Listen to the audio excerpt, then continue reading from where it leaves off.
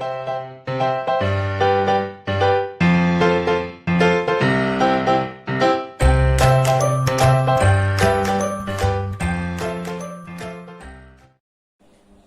विद्यार्थी मित्रांनो, संजीवनी क्लासेस लोणेरेमध्ये आपलं सर्वांचं खूप खूप स्वागत। तुम्ही जर आमचे या आधीचे व्हिडिओज बघितलेले नसतील तर ते नक्की बघा आणि तुम्हाला जर ते आवडले तर लाईक करा, शेअर करा आणि सबस्क्राईब करा।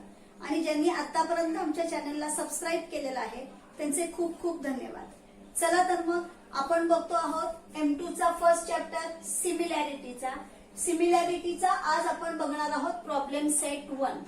प्रॉब्लेम सेट 1 वरती आपण पोहोचलेलो आहोत। याचा अर्थ आपला हा चॅप्टर जो आहे तो कम्प्लीट शिकवून झालेला आहे आणि त्या कम्प्लीट चॅप्टर वरती आधारित गणित जी आहेत ती सगळी तुमची प्रॉब्लेम सेट 1 मध्ये असणार आहेत, बरोबर। म्हणजे प्रॉब्लेम सेट सोडवणं म्हणजे ऍज लाईक आपल्या त्या चॅप्टरची रिव्हिजन आहे। चला तर मग आपण बघूया फर्स्ट क्वेश्चन। फर्स्ट क्वेश्चन आहे सिलेक्ट द अप्रोप्रिएट अल्टरनेटिव्ह। म्हणजे तुमचा जो बोर्डाचा क्वेश्चन पेपर असेल त्या क्वेश्चन पेपर मध्ये सुद्धा तुमचा फर्स्ट क्वेश्चन हाच असणार आहे, सिलेक्ट द अप्रोप्रिएट अल्टरनेटिव्ह। म्हणजे इथे एक क्वेश्चन असेल, त्या क्वेश्चनचे 4 ऑप्शन्स असतील आणि त्या 4 ऑप्शन्स पैकी एक ऑप्शन म्हणजे त्याचा आन्सर असेल, येते लक्षात। आणि ते आन्सर आपल्याला इथे शोधून काढायचे। फर्स्ट क्वेश्चन बघूया।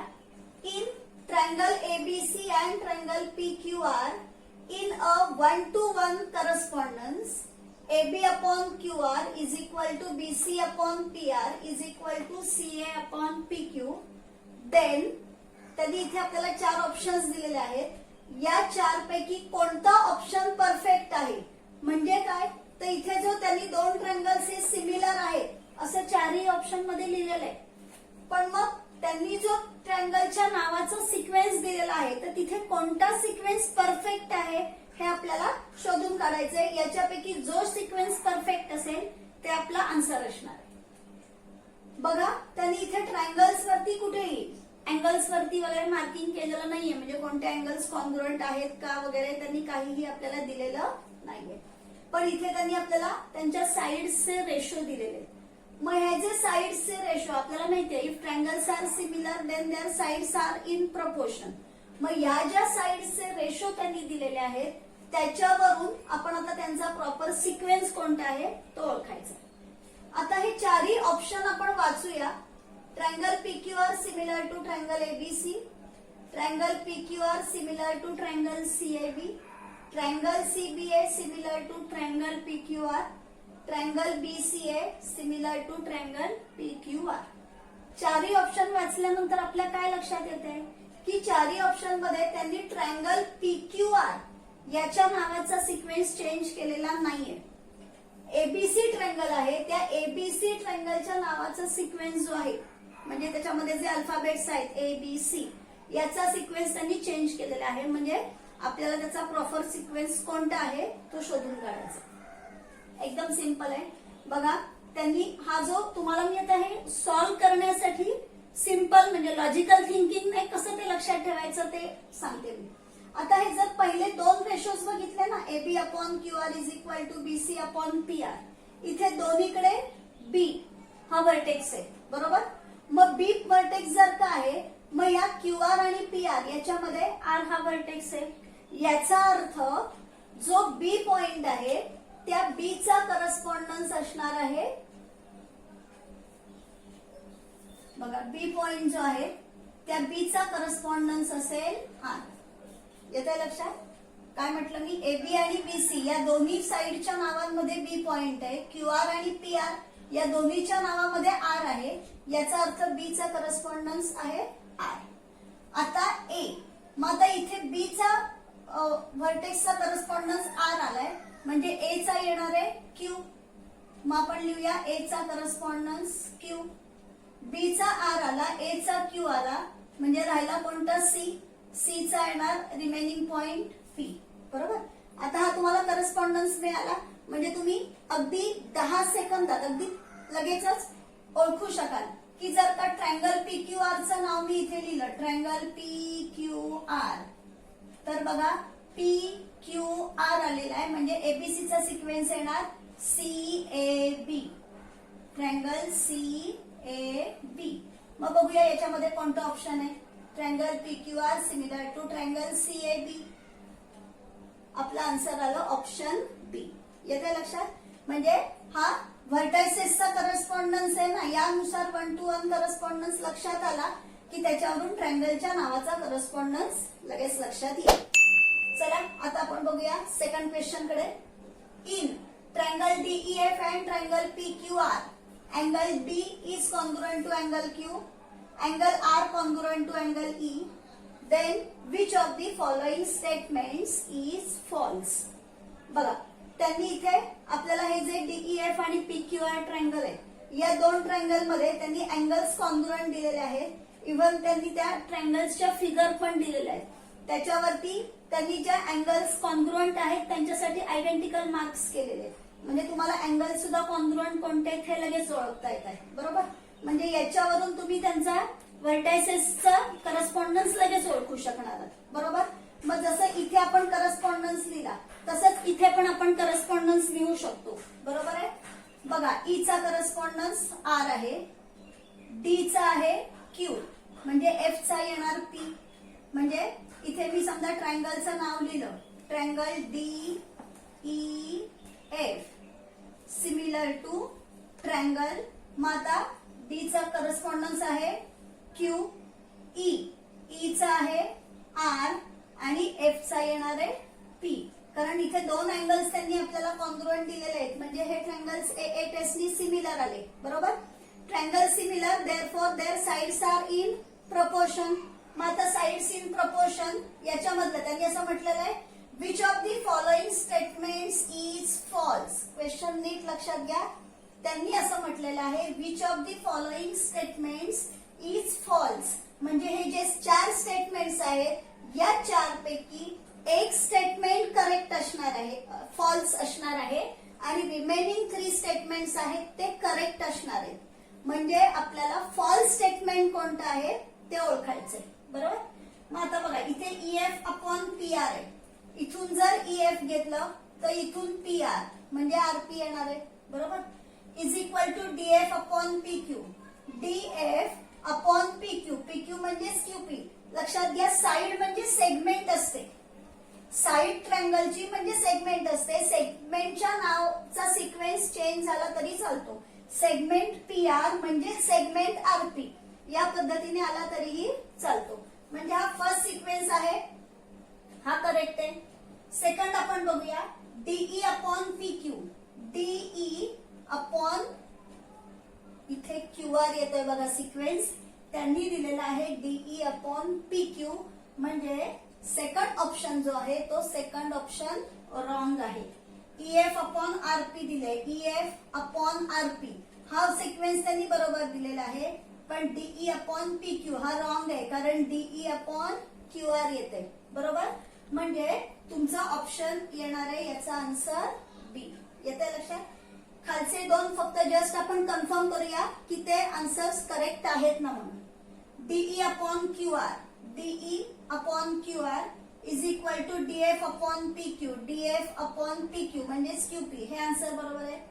EF upon RP, EF upon RP is equal to DE upon QR, DE upon QR. म्हणजे बघा हे जे 3 साइडचे रेशो दिलेले आहेत हे करेक्ट आहेत, आणि हा जो रेशो दिलेला आहे हा रेशो रॉंग आहे. मग त्यांनी तुम्हाला तेच विचारले, which of the following statements is false. म्हणजे सेकंड ऑप्शन जो आहे तो सेकंड ऑप्शन फॉल्स आहे, म्हणून तुमचं आन्सर आलं बी. थर्ड क्वेश्चन आपण बघूया. In triangle ABC and triangle DEF, angle B is equal to angle E, angle F is equal to angle C, and AB is equal to 3DE.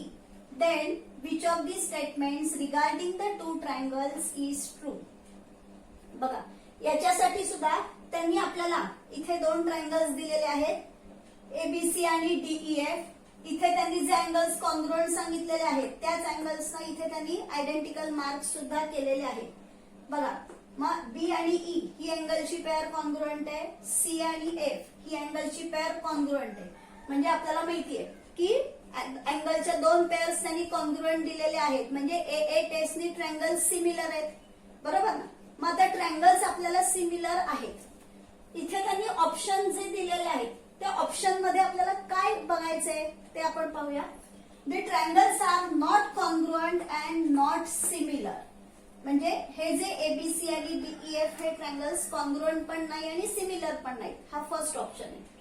B option आहे the triangles are similar but not congruent. Triangles similar आहेत पण ते congruent नाही. The triangles are congruent and similar. Triangles congruent पण आहेत, similar पण आहेत. None of the statements above is true. A B C या तीन पैकी एकही स्टेटमेंट ट्रू नाहीये. हा फोर्थ ऑप्शन आहे. बघा ज्या वेळेला आपण सिमिलॅरिटी या चॅप्टर मध्ये ट्रायंगल सिमिलर ट्रायंगल्सचा पार्ट बघितला तर त्याच्यामध्ये ते सिमिलर ट्रायंगल्स बघतानाच आपण कॉन्ग्रुएंट ट्रायंगल्स आणि सिमिलर ट्रायंगल्स यांचा डिफरन्स बघितला. येत्या लक्षात. समजा तुम्हाला ते बघायचं असेल तर तुम्ही तो व्हिडिओ एकदा बघू शकता सिमिलर ट्रायंगल्सचा.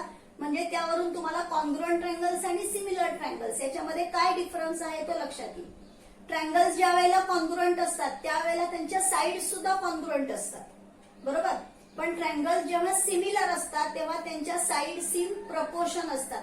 म्हणजे त्यांच्या तिन्ही साईडचा रेशो सेम असतो, बरोबर. मग आता अँगल्सची पेअर कॉन्ग्रुएंट दिली आहे ना, याच्यावरून आपण फक्त ठरवू शकत नाही अँगल्स वरून त्या ट्रायंगल्स सिमिलर आहेत की कॉन्ग्रुएंट आहेत. का? कारण if triangles are similar then their angles are congruent. तसंच आपण हेही माहिती आहे आपल्याला if triangles are congruent then their angles are congruent. म्हणजे फक्त कॉन्ग्रुएंट अँगल्स वरून आपण ठरवू शकत नाही की ट्रायंगल्स सिमिलर आहेत की कॉन्ग्रुएंट आहेत. म्हणजे आता आपल्याला त्यांच्या साईड्स बघायला पाहिजे. मग आता इथे बघा त्यांनी AB is equal to 3DE दिलेले आहे, बरोबर. त्यांनी आपल्याला दिलेलं आहे AB is equal to 3DE. Therefore जर हे DE या ठिकाणी डिवाइड झाले तर मग इथे काय येईल AB upon DE is equal to 3/1. म्हणजे साईड्सचा रेशो 3:1 आहे. म्हणजे नक्कीच याच्या साईड्स कॉन्ग्रुएंट नाहीयेत, बरोबर आहे. साईड्स कॉन्ग्रुएंट नाहीयेत म्हणजे ट्रायंगल्स कॉन्ग्रुएंट नाहीत. पण अँगलच्या दोन पेअर्स आपल्याकडे कॉन्ग्रुएंट आहेत म्हणजे ट्रायंगल्स सिमिलर आहेत, बरोबर. म्हणजे इथे आपला ऑप्शन कोणता येईल? The triangles are similar but not congruent. लक्षात आलेलं आहे सगळ्यांना. ट्रायंगल्स सिमिलर आहेत हे आपण कशावरून ठरवलं? कारण त्यांचे अँगलच्या दोन पेअर्स त्यांनी कॉन्ग्रुएंट दिलेले आहेत, बरोबर. आणि कॉन्ग्रुएंट नाहीयेत हे आपल्याला कसं कळलं? तर जर का कॉन्ग्रुएंट असते ना तर त्यांच्या side AB is equal to DE असं आलं असतं. ट्रायंगलच्या दोन्ही ट्रायंगलच्या साईड्स इक्वल आल्या असत्या जर ट्रायंगल्स कॉन्ग्रुएंट असते तर. आणि त्यांचा ratio AB is equal to 3DE आहे म्हणजेच त्यांचा रेशो 3:1 येतोय. 1:1 रेशो नाहीये म्हणजे ट्रायंगल्स कॉन्ग्रुएंट नाही. म्हणून आपला ऑप्शन आला एक्सक्यूज मी आपला ऑप्शन आला बी. येते लक्षात. आता पुढचं बघूया आपण. चला आता आपण बघूया fourth question. Triangle ABC and triangle DEF are equilateral triangles. Triangle ABC is similar to area of triangle ABC is to area of triangle DEF is equal to 1:2. If AB is equal to 4 then what is length of DE? हा जो question आहे ना इथे त्यांनी आपल्याला choose the correct alternative साठी आहे. पण तुमचा जो या चॅप्टरचा प्रॅक्टिस सेट 1.4 आहे त्याच्यामधला जो 6th क्वेश्चन आहे तो सेम हाच क्वेश्चन आहे. म्हणजे मग हा क्वेश्चन आपण इथे सॉल्व्ह केलेला आहे म्हणून मी इथे तो परत सॉल्व्ह करून दाखवत नाहीये. मी डायरेक्ट इथे तुम्हाला त्याचा ऑप्शन कोणता आहे तो सांगतेय. याचा ऑप्शन आहे D 4√2. याचं सोल्युशन जर तुम्हाला हवं असेल तर तुम्ही प्रॅक्टिस सेट 1.4 चा जो व्हिडिओ आहे तो व्हिडिओ बघा. त्याच्यामधला 6 क्वेश्चन आहे तो हा सेम क्वेश्चन आहे. आता बघूया 5th question. In the figure seg XY parallel to seg BC then which of the following statements is true? आता या 4 पैकी कोणतं तरी एकच स्टेटमेंट ट्रू आहे.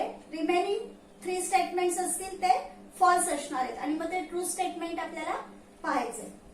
काय दिलं बघा त्यांनी इथे ABC ट्रायंगल दिलाय आणि ट्रायंगल ABC मध्ये XY पॅरलल टू BC आहे. XY BC ला पॅरलल आहे, बरोबर. आता तुम्ही काय बघणार की ट्रायंगल मध्ये एका साइडला पॅरलल लाईन दिसते म्हणजे लगेच बीपीटी बघणार, बरोबर. बीपीटीने सुद्धा तुम्ही हे सॉल्व्ह करू शकता, पण ट्रायंगल सिमिलर दाखवून तुम्हाला हे लवकर मिळेल. बघा या ठिकाणी समजा XY ला BC पॅरलल आहे, बरोबर. आपण जर का AB ही त्यांची ट्रान्सव्हर्सल घेतली तर हे आपल्याला दोन मिळतात करस्पॉन्डिंग अँगल्स, म्हणजे हे अँगल्स कॉन्ग्रुएंट आले. ही जर का ट्रान्सव्हर्सल घेतली त्याच पॅरलल लाईनची तर हे दोन तुम्हाला कॉन्ग्रुएंट अँगल्स मिळतात. आणि A हा तर AXY आणि ABC या दोन ट्रायंगलचा कॉमन अँगल आहे, म्हणजे त्या तीन पैकी तिन्ही पेअर्स आपल्याला इथे कॉन्ग्रुएंट मिळतात. तुम्ही कोणत्याही दोन पेअर्स घेऊन टेस्टनी हे ट्रायंगल्स सिमिलर दाखवू शकता. कोणते दोन ट्रायंगल्स आपल्याला इथे सिमिलर मिळत आहेत? Triangle AXY is similar to triangle ABC. येते लक्षात? AXY आणि ABC हे दोन ट्रायंगल्स आपल्याला इथे सिमिलर मिळतात. मग आता आपल्याला माहिती आहे ट्रायंगल सिमिलर आले, therefore their sides are in proportion. इथे मी ABCचं नाव आधी लिहिते, ट्रायंगल ABC आणि AXY. ABC is similar to AXY आलं, बरोबर आहे. आता triangle similar therefore their sides are in proportion. मग आपण आता साइड्स प्रपोर्शन मध्ये घेताना इथे बघा सगळ्या रेशो मध्ये ना इथे AB आहे, याच्यामध्ये XAY या साइड दिसत आहेत, XB दिसतीये, ABAC हे दिसत आहेत ना. मग आपण काय घेऊया, इथून जर AB घेतलं तर इथून कोण येणार? AX. AB upon AX is equal to AC upon AY. AC upon AY is equal to BC upon XY. BC upon XY. आपण या करस्पॉन्डिंग साइड्स इन प्रपोर्शन लिहून घेतल्या सिमिलर ट्रायंगल्सच्या, बरोबर आहे. आता यांच्यापैकी कोणते दोन रेशोज इथे आपल्याला दिसत आहेत का बघूया. AB upon AC is equal to AX upon AY. आता इथे बघा लक्षात घ्या AB अपॉन AC आलंय, म्हणजे एकाच ट्रायंगलच्या दोन्ही साइड्स न्यूमरेटर आणि डिनॉमिनेटर मध्ये आल्या. आपण रेशो लिहिताना तर त्या पद्धतीने कधी लिहून घेत नाही. ज्या ट्रायंगलचं नाव आधी आहे त्याचं साइड आपण न्यूमरेटर मध्ये लिहितो आणि ज्या ट्रायंगलचं नाव नंतर आहे त्याची साइड आपण डिनॉमिनेटर मध्ये घेतो, बरोबर आहे. म्हणजे इथे बघताना असं वाटतं की हा रेशो रॉंग आहे म्हणून, पण लक्षात घ्या इथे AX अपॉन AY आहे. आपल्याकडे AX, AY, AB आणि AC या चारी तुम्हाला या फर्स्ट A या ऑप्शन मध्ये दिसत आहे. इथे मी काय करते, समजा हे एक ऑप्शन सध्या बाकी ठेवा. हे जे दोन आहेत ना AB upon AX is equal to AC upon AY, याच्यामध्ये आपण AX आणि AC या हे जे दोघं जण आहेत या दोघांना एकमेकांच्या जागेवरती घेऊया. म्हणजे त्याला आपण काय म्हणतो, बाय अल्टरनेंडो.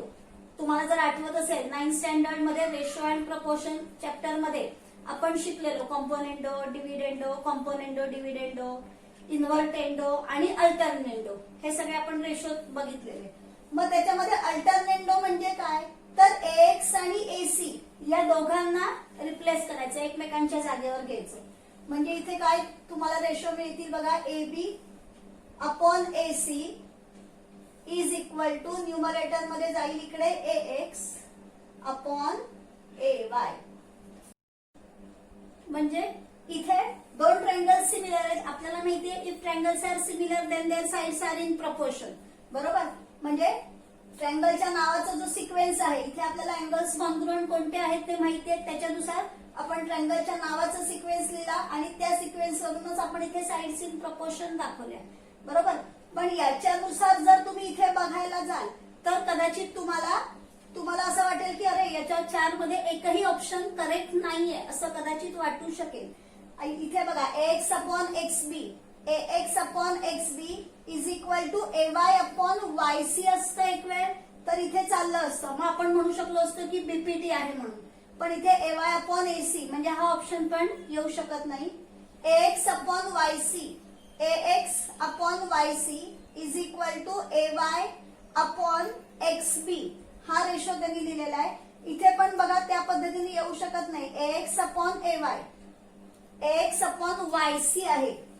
समजा तुम्ही इथे यांचा असा रेशो घेतला असता, बघा ax अपॉन xb, आपण हा रेशो घेऊया. ax upon xb is equal to ay upon yc, ay upon yc, बरोबर. मग समजा यांना तुम्ही रिप्लेस केलं असतं तर ax अपॉन ay असं आलं असतं तर चाललं असतं, पण yc याच्या जागेवरती येऊ शकत नाही. जसं इथे आपण अल्टरनेंडो वापरलं तसं xb आणि yc हे एकमेकांना आपण रिप्लेस करू शकत नाही, बरोबर ना. त्यामुळे हा कोणताही रूल नाहीये म्हणजे रेशोचा, त्यामुळे हा ऑप्शन सुद्धा येऊ शकत नाही.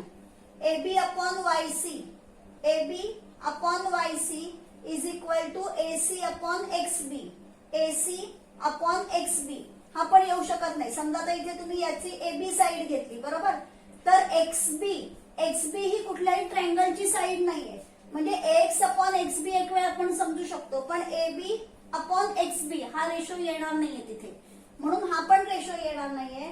आणि हा रेशो जो आहे, हे दोन रेशो साइड्स इन प्रपोर्शन घेतल्यानंतर अल्टरनेंडोने या दोघांची पोझिशन आपण चेंज केली की आपल्याला हा ऑप्शन मिळतोय. आणि हा ऑप्शन म्हणजेच तुमचा first option, ab upon ac is equal to ax upon ay. म्हणजे इथे तुम्हाला लक्षात आलं, हा फर्स्ट ऑप्शन आहे. आणखीन एक मी इथे मगाशी लिहायला थोडस चुकले, पण आधी मी ते एक्सप्लेन करते तुम्हाला आणि मग करेक्शन करते. तुमच्या टेक्स्टबुक मध्ये इथे त्यांनी दिलेलं आहे, in the figure xy parallel to bc which of the following statements is true. इथे स्टेटमेंट्स येणार नाही, स्टेटमेंट सिंग्युलरच येईल, कारण स्टेटमेंट्स म्हटल्यानंतर कदाचित तुम्हाला असं वाटू शकेल की याच्यामध्ये या 4 ऑप्शन पैकी मोर दॅन 1 ऑप्शन कदाचित करेक्ट असतील, म्हणजे 3 ऑप्शन करेक्ट ट्रू असतील आणि एक फॉल्स असेल, असं कदाचित तुम्हाला वाटू शकेल. तर तसं नाहीये, इथे फक्त स्टेटमेंट आहे. Which of the following statement is true, म्हणजे याच्यापैकी हे एकच स्टेटमेंट ट्रू आहे, रिमेनिंग 3 स्टेटमेंट्स आर फॉल्स. येते लक्षात. चला आता आपण बघूया second question. In triangle ABC B dash B dash C, याचा अर्थ काय आहे, हा बिटवीन नेस आहे. D is in between B and C and BD is equal to 7, BC is equal to 20, then find following ratios. बघा ABC triangle दिलेला आहे, B dash D dash C, त्यांनी दिलेला आहे BD is equal to 7, BC is equal to 20, आणि इथे आपल्याला 3 ट्रायंगलचे ratios इथे सांगितलेले आहेत, ते काढायचे. बघूया आपण कोणत्या कोणत्या ट्रायंगलची नाव आहेत. Area of triangle ABD upon area of triangle ADC, area of triangle ABD upon area of triangle ADC, area of triangle ABD upon area of triangle ABC, area of triangle ABD upon area of triangle ABC, area of triangle ADC upon area of triangle ABC, area of triangle ADC upon area of triangle ABC. म्हणजे या ratios मध्ये ABD triangle, ADC triangle आणि ABC triangle हे जे 3 triangles आहेत, या 3 ट्रायंगल्सचे त्यांनी वेगवेगळे रेशोज दिलेले आहेत आणि ते रेशोज आपल्याला त्यांच्या एरियाचे रेशोज काढायचे, बरोबर. चला इथे आता आपल्याला हे जे 3 ट्रायंगल्स आहेत ना, या 3 ट्रायंगल्स कडे बघूया. लक्षात घ्या, ट्रायंगल ABD याचा A व्हर्टेक्स आहे, ADC ट्रायंगलचा पण A व्हर्टेक्स आहे आणि ABC ट्रायंगलचा सुद्धा A व्हर्टेक्स आहे, बरोबर. म्हणजे तिन्ही ट्रायंगलचा A हा व्हर्टेक्स आहे. जर या A मधून आपण परपेंडिक्युलर काढला, A मधून आपण समजा हा परपेंडिक्युलर काढला, तर ABD ट्रायंगल मध्ये BD बेस वरती हा परपेंडिक्युलर येईल, म्हणजे ही झाली याची height. ADC obtuse angle triangle आहे, या ऑब्ट्यूज अँगल ट्रायंगल मध्ये सुद्धा हीच हाईट आली BC या बेस वरती, आणि ABC ट्रायंगल मध्ये सुद्धा BC या बेस वरती A या व्हर्टेक्स मधून काढलेली हाईट आहे, म्हणजे तिन्ही ट्रायंगल्सची हाईट सेम आली. मग आपल्याला माहिती आहे की ट्रायंगलची जर हाईट सेम असेल तर त्यांचे एरियाज त्यांच्या बेसच्या प्रपोर्शन मध्ये असतात.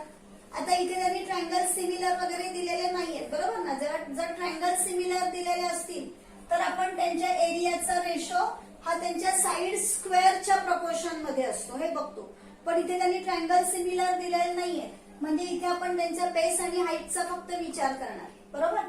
मग चला इथे लिहून घेऊया आधी. तिन्ही ट्रायंगल्सची हाईट सेम आहे म्हणून त्यांचे एरियाज बेसच्या प्रपोर्शन मध्ये. हे लिहिलं की मग आपल्याला त्यांच्या एरियाचे रेशो काढता येतील. Triangle A B C, triangle A B D and triangle ADC have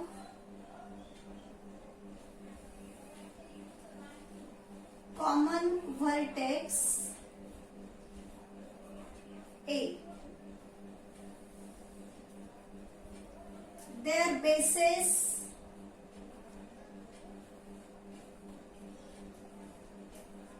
मग एबीडी ट्रायंगलचा बेस आहे बीडी. सॉरी, पहिले आपण एबीसी घेतलाय ना, म्हणजे एबीसीचा बेस आहे बीसी, एबीडीचा बेस आहे बीडी अँड एडीसी या ट्रायंगलचा बेस आहे DC. There bases BC, BD and DC respectively are on the same line. याचा रिझल्ट काय येणार? B dash D dash C, B dash D dash C हे त्यांनी आपल्याला दिलेले. बरोबर. therefore their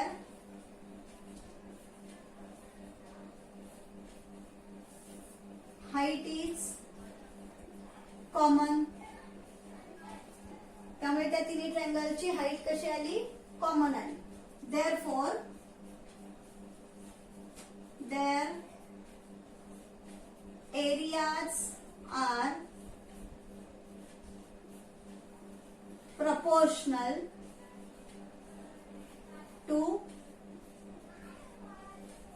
their bases.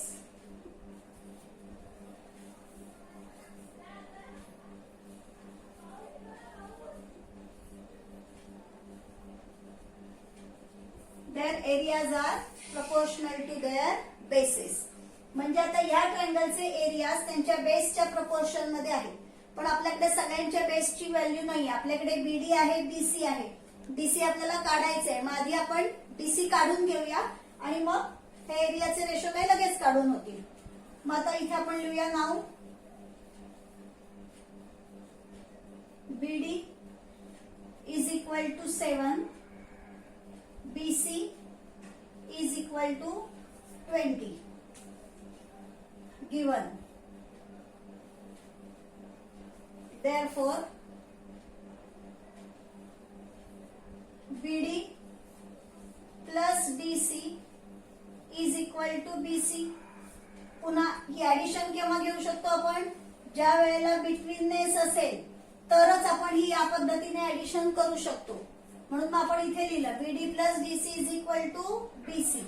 Therefore BD आहे 7 प्लस डीसी आणि बीसी आहे 20 प्लस 7 त्या साईडला गेल्यानंतर होतील -7 म्हणजे 20 - 7 आले 13 म्हणजे आपल्याला डीसी ची व्हॅल्यू मिळाली. आता आपण एक एक रेशो काढूया. फर्स्ट लिहूया आपण area of triangle ABD upon area of triangle ADC is equal to. मग एबीडी ट्रायंगलचा बेस आहे बीडी आणि एडीसी ट्रायंगलचा बघा एबीडी ट्रायंगलचा बेस आहे बीडी आणि एडीसी ट्रायंगलचा बेस आहे डीसी. इथे आपण लिहूया areas proportional to bases. Areas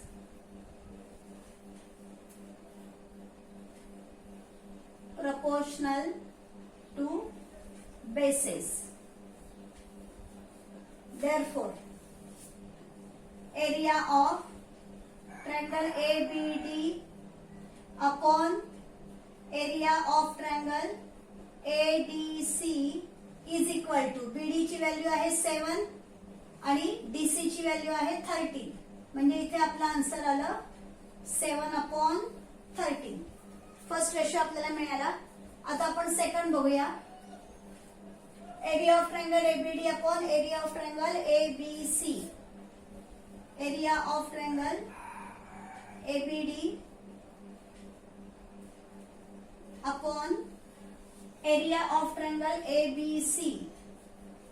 area of triangle ABC. ABD चा बेस आहे बीडी, एबीसी चा बेस आहे बीसी. इथे पण सेम वरच्या प्रमाणेच रिझन येईल. Areas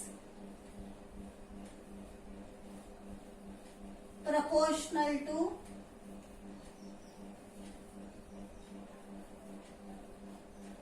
bases. Therefore, area of triangle ABD upon area of triangle ABC is equal to BD ची लेंथ आहे 7, BC ची लेंथ आहे 20. म्हणजे तुमचं इथे आन्सर आलं 7/20. लास्ट रेशो आपण लिहूया आता. Area of triangle ADC upon area of triangle ABC. Area of triangle ADC upon area of triangle ABC. मग एडीसी चा बेस आहे डीसी आणि एबीसी चा बेस आहे बीसी. सेम वरच्या प्रमाणेच रिझन परत इथे लिहायचंय. Areas proportional to bases. मग इथे येणार area of triangle ADC upon area of triangle ABC. ADC म्हणजे डीसी ची लेंथ आहे 13 आणि बीसी ची लेंथ आहे 20. म्हणजे तुमचं याचं आन्सर आलं 13/20. हे तुमचं सॉल्व्ह करून झालं की तुमचं फायनल आन्सर जे आहे ते फायनल आन्सर एका बॉक्स मध्ये तिन्ही रेशोज एकत्र करून पुन्हा एकदा लिहायचंय. येतं लक्षात सगळ्यांना. आपण या व्हिडिओमध्ये इथेच थांबतो आहोत. पुन्हा भेटूया पुढचे क्वेश्चन घेऊन पुढच्या व्हिडिओमध्ये.